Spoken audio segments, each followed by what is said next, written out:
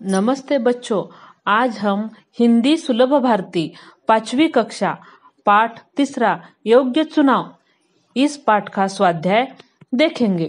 संकलित मूल्यांकन। प्रश्न पहला, कोष्टक में से उचित शब्द चुनकर रिक्त स्थानों की पूर्ति करो। दरबार, उम्मीदवार, कर्मवीर, सेवामुक्त, कीचड़। 1. जगत राम ने राजा से स्वयं को डैश डैश करने की विनती की। जगत राम ने राजा से स्वयं को सेवा मुक्त करने की विनती की। 2. वृद्ध की बैलगाड़ी का एक पहिया रास्ते के किनारे डैश डैश में फंस गया था। वृद्ध की बैलगाड़ी का एक पहिया रास्ते के किनारे कीचड़ में फंस गया था। 3. भागते दौड़ते कर्मवीर डैश डैश पहुंचा।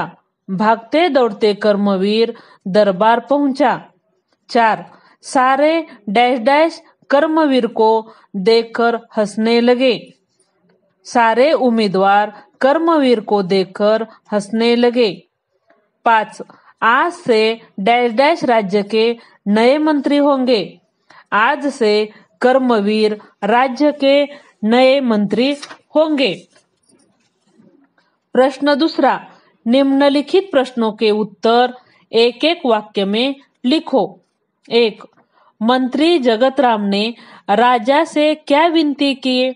उत्तर, मंत्री जगत राम ने राजा से स्वयं को सेवा मुक्त करने की विनती की।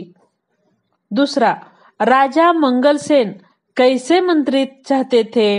राजा मंगलसेन जगत राम जैसा सेवाभावी, परोपकारी और ईमानदार मंत्री चाहते थे।